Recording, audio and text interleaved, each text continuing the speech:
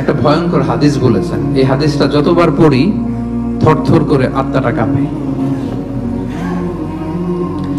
কিয়ামতের দিন আল্লাহ তাআলা অনেক শহীদকে বলবেন তুমি জাহান্নামে যাবে। সে বলবে আল্লাহ আমি জাহান্নামে যাব, আমি তো রক্ত দিয়েছি তোমার জন্য, লিইলাই কালিমাতিল্লাহ,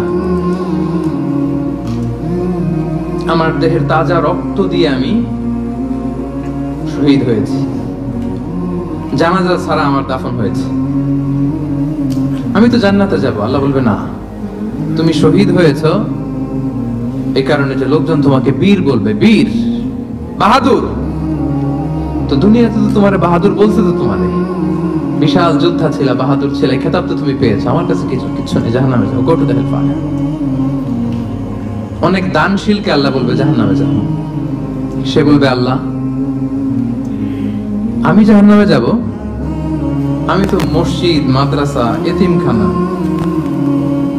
বৃদ্ধাশ্রম এমন কিছু নাই যে বাকি রাখছি, শত শত মসজিদ আমি করেছি, আমি কেন জাহান্নামে যাব?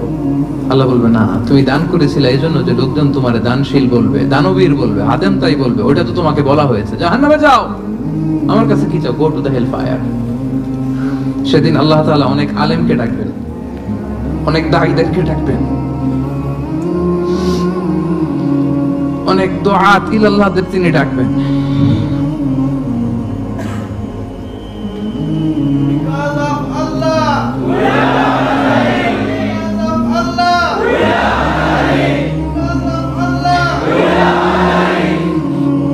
সেদিন অনেক দুআত ইলাল্লাহদেরকে ডেকে আল্লাহ বলবেন যে তুমিও জাহান্নামে যাও। সে বলবে আল্লাহ কেন?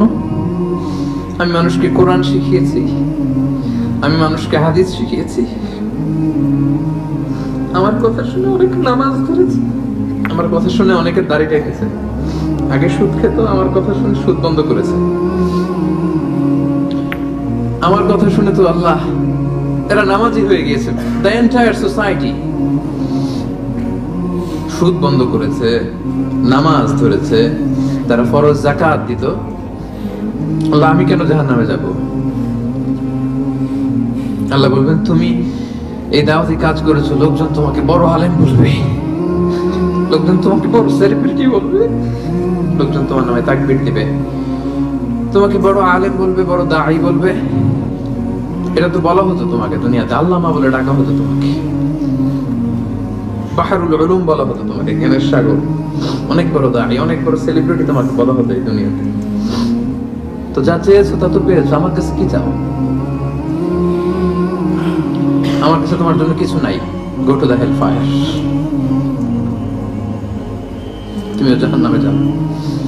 আল্লাহ ওইরকম আলেম হওয়া থেকে আমাদেরকে তুমি বাঁচাও, ওইরকম দাঈ হওয়া থেকে তুমি আমাদেরকে বাঁচাও। আল্লাহ লোক দেখানো মানসিকতা, এই শখ থেকে আল্লাহ তুমি আমাদেরকে হেফাজত করো। তাহলে 4 নাম্বার যে রোগ আমরা চিনে ফেলছি না, এটার নাম কি? রিয়া।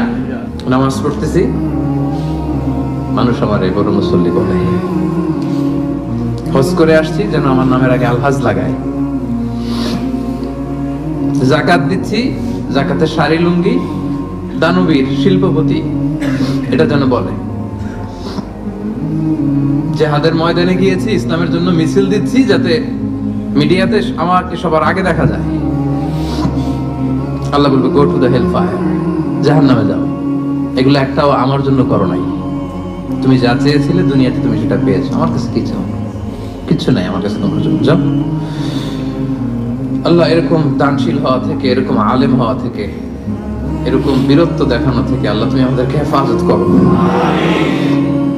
আল্লাহ রিয়া থেকে আমাদের এই কলবটাকে তুমি মুক্ত করো। আল্লাহ আমরা যা করব কেবলমাত্র শুধুমাত্র তোমার সন্তুষ্টির জন্য, তোমাকে দেখানোর জন্য যেন করতে পারে, আল্লাহ তুমি তৌফিক দান করো। তাহলে 4 নাম্বার রোগটা চিনতে পারছেন প্রিয় ভাইরা? কি নাম এটার? আলহামদুলিল্লাহ, এই তো বুঝে ফেলতেছেন। তাহলে আজকের এই প্রোগ্রাম থেকে আমরা এই রিয়া বা লোক দেখানো মানসিকতা এটাকে না বলে দিব, কি বলেন? আজকের এই প্রোগ্রাম থেকে আমরা সবাই রিয়াকে কি বললাম?